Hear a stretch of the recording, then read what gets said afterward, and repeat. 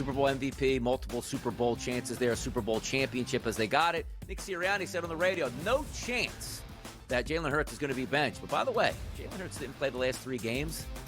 I think the Eagles would be 3-0 in those games, though. Just saying, Joe. Oh, wow. How the mighty have fallen when the Eagles fans turn on their quarterback. It's getting ugly in Philly, folks. The Early Line, only on Sports Grid. They're doing a new show about a Japanese interpreter. Oh, they are? Yeah. Oh. Yeah, they're doing I don't know if it's a documentary or actors are in it. It's got I think it's a drama. It's a real show. It's like a scripted show? Yeah. About a Japanese interpreter?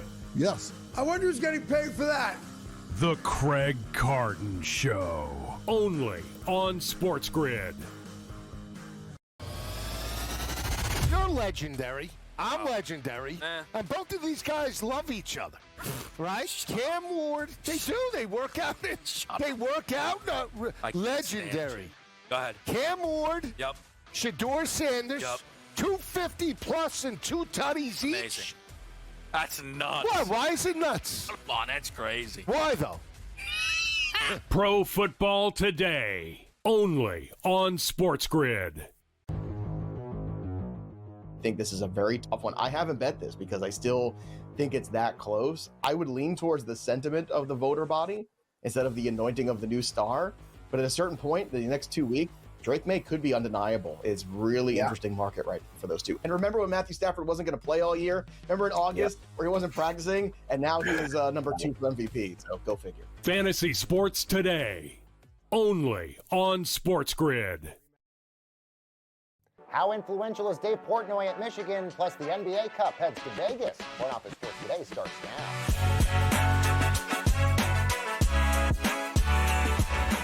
Hi, everyone, and welcome to Front Office Sports Today, your look inside the stories shaping the business and culture of sports.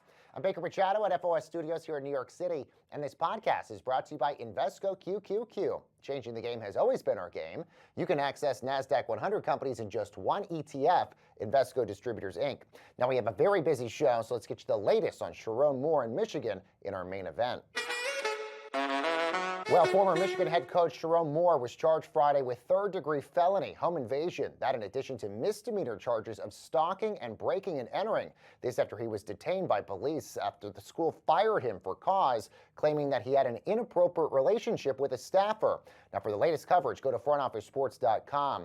Yet in the aftermath of Moore's surprise dismissal, Barstool CEO and Fox Big Noon Kickoff's Dave Portnoy has now become the face of Michigan fandom, utilizing his influence and financial resources to push who he thinks should lead the school. So just how powerful is Portnoy? Well, let's bring in Ryan Glasspiegel, Front Office Sports' media and entertainment reporter. So Glass, good to see you. So what do you think? How influential is Portnoy here? So it's an interesting question. I mean, in terms of how powerful he is, I'm not sure there's anybody in media, sports or otherwise, who has a bigger megaphone than he does right now. Between all his social feeds and his level of fame and his willingness to let it rip with strong opinions, I don't know that I can think of anyone off the top of my head who's more powerful this side of Trump than Portnoy. So true. Like in terms of if he wants to get a message out there, his ability to do that and have a large number of the public hear it. Now, that's different than in power at Michigan. And Dave has said himself multiple times that he has no juice in the hiring process of who comes next. He has said who he wants. He wants John Gruden or Kenny Dillingham, who's the 35-year-old coach at Arizona State, or Jeff Monken, who has had a lot more success at Army than just about anybody else could have. He said those are his 3 favorites. He said, and there's been a lot of reports tying Alabama coach Kalen DeBoer as the leader. Portnoy has said that he would not want DeBoer to be the head coach, but if that ends up being the case, then he's going to fall in line and root for him, and nobody's going to root harder for DeBoer than him. But so When you look at like the power of these college football programs, there's so many different fiefdoms, and it can differ from program to program of who's in charge, whether it's the university president or the chancellor or the regents or the athletics director or the donors. And there's a big power vacuum at Michigan right now. There's an interim president. The athletics director, Ward Manuel, right now, he still has his job, as our Amanda Kristovich has reported, but I don't know that anyone would bet their life that he's going to have his job in a month. Maybe he will, maybe he won't. But I mean, this idea that anybody could say it's definitely going to be him making that decision, I don't know. And they're searching for a new president. When it comes to Michigan football, this isn't like something I'm reporting or anything, but my sense has always been that Stephen Ross, the Dolphins owner and the namesake to Michigan's business school, is the final boss. Look, Dave Portnoy is a very wealthy man by most people's standards. He's probably worth $200-300 million, maybe more. He doesn't have the amount of money that you could have to, get your name on Michigan's business school. I think that there are probably, I don't even know how many people might outrank him in the donor pecking order, but certainly Stephen Ross is one of them. Now, he has, donated substantial resources to the program in terms of what anybody else would think is a lot of money. He was a key driver, along with Larry Ellison's wife, JoLynn, in recruiting Bryce Underwood to Michigan a year ago. Underwood makes $10 million a year or more. I would say most people who watched Michigan closely would say that he underwhelmed in terms of the expectations for this season. And Portnoy said publicly that if Underwood tries to renegotiate and, get more money, sweeten the pot, then it would be, adios. I think that's really interesting insight, Glass. And I guess my next phase of my question would be, where does Michigan have to sort of walk this sort of fine line here? They obviously don't want to alienate somebody like Portnoy, who obviously brings them tons of attention. Most of the highest rated games this year were Big Ten games on Fox that Portnoy has been working with. But also at the same time, you don't want to give him too much power and authority that all of a sudden it emboldens him. So I guess, is this fine line that Michigan sort of has to walk here? I really have no idea how it works institutionally with Portnoy, at the level of president and athletic director and on and on. Look, I think that anybody, frankly, wants Portnoy as an enemy, because when he is motivated by spite and he engraves that champagne bottle, he's going to be there, sipping it on your grave if you have any type of downfall. And I think, anybody, nobody would want their name on one of his champagne bottles. That hasn't proven to be a good thing for the people on those bottles historically. They tend to get cracked. The other big question is obviously, this Sherrone Moore story is fascinating and interesting on many, many levels. But I almost wonder if, because of Portnoy and the platforms he has, it's given this story a different sort of life and sort of face that's given it legs traditional media basically could never give it. I guess my question is do you think this story is being looked at differently because Portnoy has been so insistent on social media and his X live sessions that he's been having? I guess, is it giving it more life than maybe we traditionally in the media would be giving it? I respectfully disagree with that. Okay. I think, Michigan is, at this point, a top 5 program in the country. They won a national title recently. As I alluded to, they have essentially unlimited money to go after the best player talent, the best coaching talent. I don't think you can count on 5 fingers the universities that have more resources than they do to build a winner. And so anytime you have a coach of that program get involved in this type of thing, and there have been some very sordid reports about what happened with Moore after he was fired that have really fanned the flames of this. I mean, if it had merely been an affair with a staffer, That's something that we've seen a lot of times in college football. We saw it with Bobby Petrino. We've seen, Rick Pitino fall victim. Victim's not the right word, did it to himself, but we've seen, lots of college coaches who are big names caught up in affairs with staffers or otherwise. I think it was what happened after with what led to his detainment. I don't think legally we're probably clear to talk about it, but everybody watching this has probably seen those rumors. If you haven't, just search. It's pretty easy. You mentioned John Gruden has been a name. He's been pushing a lot to be the head coach. By the way, I think he's the only one been pushing for John Gruden to be the coach over at Michigan. Obviously, I'm sure that a lot of that has to play with the role that Gruden is, a Barstool employee, or at least he does stuff with Barstool. Yes, he is an employee. But let's just say, hypothetically, Gruden does get the job. Does that embolden Barstool as a platform if all of a sudden Portnoy was able to advocate for somebody that ended up getting the job? Yeah, I think so. Barstool's probably, in terms of its exposure, it's as big of a platform as just about anybody this side of ESPN. So yeah, it would bolden it. Deion Sanders before Gruden was an employee of Barstool, and he ended up getting the Colorado job. And I think it's a different situation, obviously, because it's not something that Portnoy was necessarily pushing for, and he doesn't have the affiliation with Colorado that he clearly has with Michigan. But yeah, it would for sure be another kind of notch in his belt.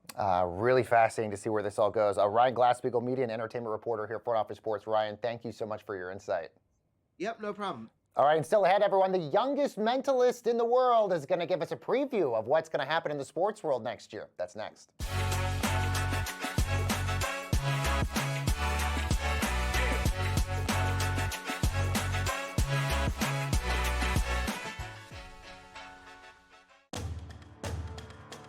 Massive budget down there in LSU, no doubt about it, Joe. But I just want to bring in, he's very close to Eddie O, too. Yeah. And Eddie O potentially had said he would, love a return. You bring that type of talent, another major recruiter. Yes. And Ed Ogeron back to Baton Rouge. You're going to have a fantastic NFL caliber type of staff, and they're going to hit the ground running week number 1 come 2026. Sports Grid's College Football Today.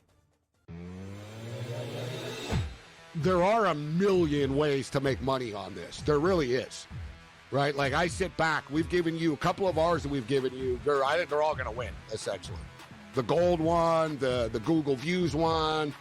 The only one I might not win, Cam, that I gave people was, will the U.S. government announce that aliens exist in 2026?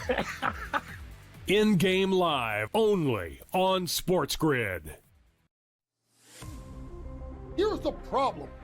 When Joe Dumars blows it up and trades Zion, who is going to give them anything more than 25 cents on the dollar for a damaged goods superstar who misses significant time, who doesn't love the game, but is built like a freight train?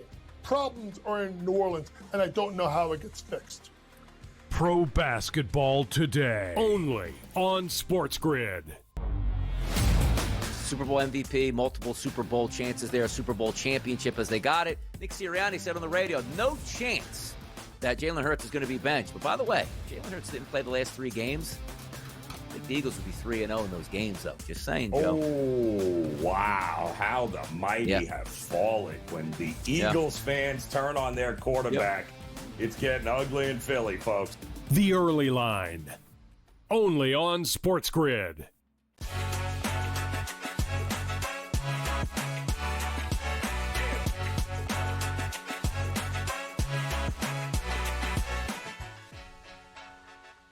All right, so how does one become a mentalist in sports? Well, let's bring in Nevo, the mentalist, to find out some of the big burning questions that we have heading into 2026 in the sports world. Nevo, great to have you here. Thank you so much for joining us. Before we get into some of the questions maybe about me or about sports, I'm fascinated about you being a mentalist, and I want you to sort of explain to people maybe the difference between a mentalist and, say, a psychic or a magician. So psychic use it for predicting stuff, like giving info for people about their future. Mentalists and magicians are both entertainers, and the difference between a magician and a mentalist is that a mentalist has 2 more zeros at a check for the show. No, much richer, much more rich. Okay. No, just kidding. So basically, the magician's tricks are like sleight of hands, and mentalist tricks are psychological techniques such as body language, NLP, suggestion, sometimes hypnosis. So I'm using the 5 senses, to create the illusion of the 6th sense. Okay, and so was this always a skill that you've had your entire life? When did you sort of know that you were able to sort of predict this? So it's not just a skill, it's something that you have to be born with, and also something you have to develop. So I can teach you how to read someone's body language, but you won't be able to guess the name that he's thinking of through that. So I started at the age of 9, just felt like I was kind of always a weird kid, trying to guess stuff about people. I told everyone I'm a mind reader, I feel like he chose me and not I chose to be a mentalist. And then when I was 12, I've been the finalist of Israel's Got Talent. Then I had my own show on the main channel where I came from. Then I was performing in Dubai.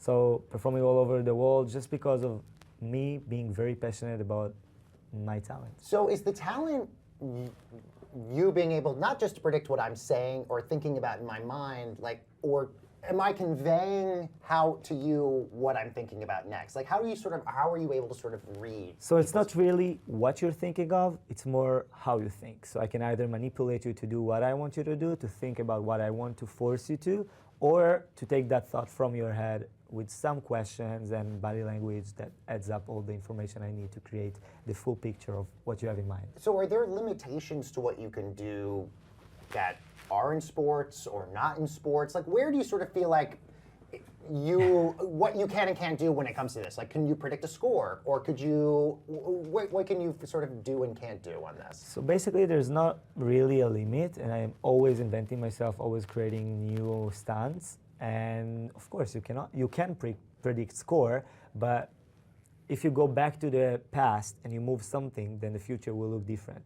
What I mean by that is that if I'll tell you what's going to happen, then it's changing the odds for the score to be exact the same way that I predicted. But if I'll write it, I'll give it to you, you'll keep it, you won't open the envelope, it will be sealed until the end of the game. And right after the game, the match, you'll open it and you'll see the exact score. So I cannot gamble, but I can predict the Have score. you ever gambled before? No, never. Oh, interesting. I'm very passionate about entertainment, making people feel good, blow their minds, and also to inspire people, to tell them that there's a lot more in our brain that we know, and if you know how to use it, you'll get more confidence on the field, on the court, whatever. So actually, sports team takes me to help them mentally to develop the confidence and to change things in their mind of the players. So let's talk about that, because you've actually done this before. You've done this with an Israeli soccer team, you know, in preparation for the Champions League match. You know, what was the team, and then what did you do for them? So the team actually is my favorite team. It's Maccabi Haifa. It's one of the biggest in Israel. And 3 years ago, they were on Champions League after like 15 or 20 years. And it was a big deal for them, so they hired me to come with them to work with the players, to give them the confidence to just like not do hypnosis, but mental education about how to be better, how to deal with the stress, how to like do it the right way, because they were playing against Benfica, Paris Saint-Germain, Juventus. Actually, they won Juventus. So basically giving them the tools that I'm using as an entertainer in my show, just to be better on the field. I know you said that this is something obviously you're born with, but can someone like me who doesn't feel like they were born with this learn to be a mentalist? You can learn a few things of that, a few segments of it, but you won't be able to do what I do exactly. Okay, well, let's see a It's little like bit of... you can learn how to play soccer, but you won't be Messi. Yes. Right? So I'll be fine. I'll be okay. Okay, that's fine. That's the best way to define it, I guess. That's fine. That's fine. I will always be fine with playing second fiddle to a Messi. So let's talk a little bit about what you can, like some of the things that you can do. I would like to show you something. Yeah. You want, yeah, we'll start with a quick this. warm-up. Yeah, okay. And then we'll continue with the question, because just to show you, so you'll be able to understand and to feel it. Okay. So we'll start with a quick warm-up. This is the first thing I've ever did when I was 9 years old. So I want you to do like this with your hand. Okay. And pick a number. Place it face up and cover it. Make sure no one sees except you. Okay. Not even the camera. Okay. Now you didn't tell me anything. Should I show the camera? Right? You don't have to show the camera. You'll show it right after. Just cover it. Make sure it's face up and hold it like that. Yep. Okay. You good? Yep. Do you know the number? I do. Look at me. Just think of the number. Don't say anything out loud. I think you started with the number 4. It is 4. Show Oh it my to the camera. It's 4. Then we can do it again. It's just one time. 4 then 3. All right, this one I'm just gonna roll. I'm not even gonna pick this one. Interesting. Let's. No, it's even way you better. know? Okay, and I'm going to land on this number. Pick at it, look at it. You know the number? Yep. Okay. So you started with 4, then you moved to number 3. Now you rolled it, and I feel like you're a little bit excited because it's kind of predictable because he always do -1 and this is 2. It's 2. Told him to challenge me. Yes. I told him to challenge me and write something. There's no way I'm gonna guess. He said, okay, I'm writing the name of my first teacher and a number. So I'm gonna count between 1 to 10. Don't say anything. 1, 2, 3, 4, 5, 6, 7, 8, 9, 10. Easy. Easy. Am I? There's a bigger paper here, maybe. I'll just write it here. Look at me.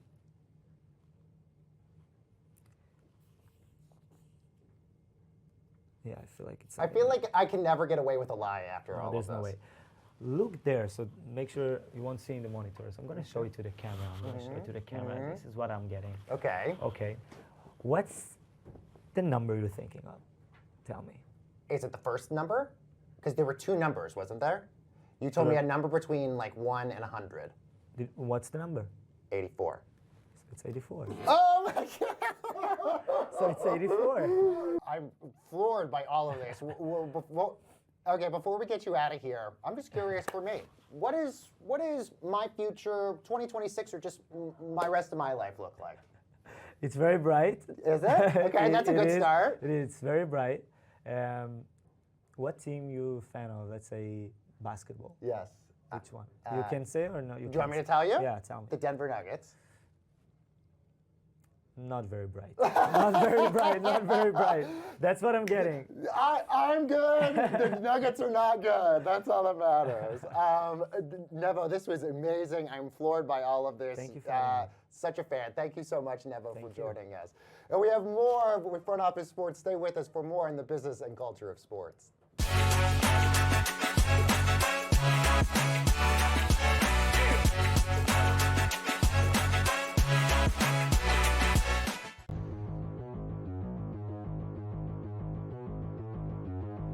Let's play our game of buy or sell. The Lions will make the playoffs this season.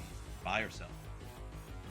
I believe that's what the computer tells us, right? They are almost exactly 50-50 to make the playoffs now after that win. Now, it's sort of the game I'm going to play here when we talk about the Cowboys making the playoffs. If you're going to put Detroit in, Craig, who are you taking out? All right? I mean, they're not, even with the win last night, they're not in the playoff spot right now. They're still the 8th seed here. You taking out San Fran? I mean, their schedule's cake. They should get in. Green Bay beat you twice. I mean, so you would probably need, for them to make the playoffs, Seattle's the other team, by the way, I think Seattle gets in. You would need Green Bay or Chicago, really, what they're ready for is one to beat the other. They do play each other twice, to beat them twice, right? They can't have a split here. They need either Chicago to beat Green Bay twice or Green Bay to beat Chicago twice, sort of eliminate the other team. So I am probably selling this. I do think there's a chance here. You look at the Lions' schedule, Pittsburgh, Minnesota, Chicago, the last 2 are on the road. Yeah, I think that I'm on board here with you. In the AFC, Detroit would be in. But in the NFC, you have to make a prediction to knock a team out. Now, like as an example, in the NFC East, could you see a scenario, George, where Philadelphia just completely falls apart like they did 2 years ago? Sure, but then they still would win the division. Like you really can't find a path for the Lions unless, for me, I guess the team that I would question the most to make it and knock them out would be the Bears. Like that would be it. It would be just the Bears playing the softer schedule. I know they beat Philadelphia last week, but I just can't do it right now. So unfortunately, this could be a 11-win season, 10-win season for Detroit without them getting in. I will sell. They will not make it. I'm with you here. Fantasy Sports Today, Friday starting at 3 p.m. Only on Sports Grid. Welcome back, everyone, on Front Office Sports Today. I'm Baker Machado, and this podcast is brought to you by Invesco QQQ. In football, changing the game begins with rethinking it, like rethinking how players work on their game. And with wearable technology, advanced analytics, AI, and more, that same innovative thinking that changes the game could also change your portfolio. And Invesco QQQ gives you access to the innovators who are rethinking the world, So let's rethink possibility. Well, the Emirates NBA Cup has moved to Vegas with the Knicks, Magic, Spurs, and Thunder all meeting in the semifinals with the championship next week. So has the third year of the in-season tournament achieved what the NBA hoped it would become? Or with issues with the court and the rash of player injuries, has that complicated it? Let's bring in FOS reporter Colin Salau. So Colin, how would you assess the third year of the NBA Cup? Has it actually achieved what Adam Silver's wanted here? I think from the outside looking in, you would be like, it's a little bit, just kind of neutral. But I personally think it's gotten what the NBA's wanted out of it, right? First of all, you were looking for an additional spark earlier in the year, both to energize players and fans. Now, the group play viewership numbers are not necessarily making anyone jump out of the gym, but the championship game viewership numbers tend to draw and tend to be some of the most watched games, if not the most watched games early in the season. So I think when it comes to just adding value at making these games more meaningful early in the year, I think they've achieved that, at least when it comes to the postseason or the knockout stages of this tournament. People seem to sort of care. And ultimately, the players do seem to care when it comes to the knockout stages as well. We're seeing players like LeBron have played in the finals of the NBA Cup. Giannis has played in the finals of the NBA Cup. SGA has and will probably play again in the finals of the NBA Cup. So players are in an era of load management, also seem to have found meaning into this, both because of the money, but also because, as Shai Gilgeous-Alexander himself has said, these games just are kind of an easy litmus test for teams who want to play meaningful games later in the season, aka in the playoffs. Do you think, and the Athletic wrote about this morning, that maybe the international expansion, given the fact that Adam Silver has interest in NBA Europe and all these other teams internationally, that maybe they play in the NBA Cup, and that's sort of the thing that sort of builds up the momentum for the NBA Cup? I think that's a significant possibility. Other executives, NBA executives, have already come out and said that whatever happens with NBA Europe could be integrated with the NBA Cup down the line. Maybe the winners there are incentivized and play in the NBA Cup, things of that nature. And that's what we could see as kind of a unique selling point. My take on that is that I don't really know how that's going to sell NBA players, especially because competing with European teams is, competition that's not going to necessarily help them to play deeper in the playoffs, which seems to be the incentive right now. But at least from a fan perspective, it might add some value. And also because the European teams will try. Well, one thing fans talk a lot about with the NBA Cup are these courts, obviously, because that's a way to distinguish these games from a regular NBA regular season game. But we've had players complain about them. I mean, Luka Doncic just said that these courts are dangerous, which has led the Lakers and the Magic to not even use them in their last games in the NBA Cup. I guess, what's your take on them? And does this sort of also parlay to sort of the criticisms we had during the NBA Finals, where players were complaining about the NBA Finals logo on the court? Yeah, it's a little bit strange because I think the NBA or fans have been clamoring for, more pageantry when it comes to the NBA Finals and the NBA playoffs, including the court having more designs to signify that it is the playoffs. And I think that's what the NBA is trying to do with the NBA Cup courts. The issue seems to just be that that the courts are slippery and that there's something wrong with the finishing.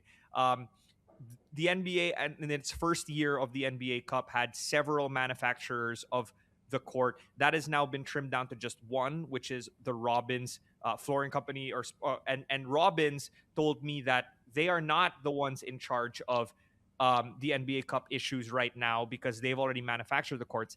It's actually a company called Prater's Flooring that is in charge of the finishing right now. And it seems that Prater's is the one that's encountering some issues. Personally, I do think that it's a risk, but it might be helpful for the league in terms of adding that pageantry. Maybe they just haven't gotten it right yet in terms of the operation side and in terms of the designs. Yeah, great point, Colin. While we still got you, let's tell everybody what we're watching this weekend. A lot of big stuff on the television, and let's start on Saturday with the first college football bowl. We've got the bucked up LA Bowl. 9-4 Boise State takes on 8-4 Washington. Meanwhile, the NBA Cup semifinals, as we just talked about in Vegas, the Knicks versus the Magic at 5:30 p.m. Eastern time, and the Spurs and the Thunder 9 p.m. Eastern on both of those games on Prime Video. And then finally on Sunday in the NFL, the big game, the Packers taking on the Denver Broncos. That's at 4:25 Eastern time on CBS. We thank you at home for watching us. We'll be back with you on Monday for more Front Office Sports Today.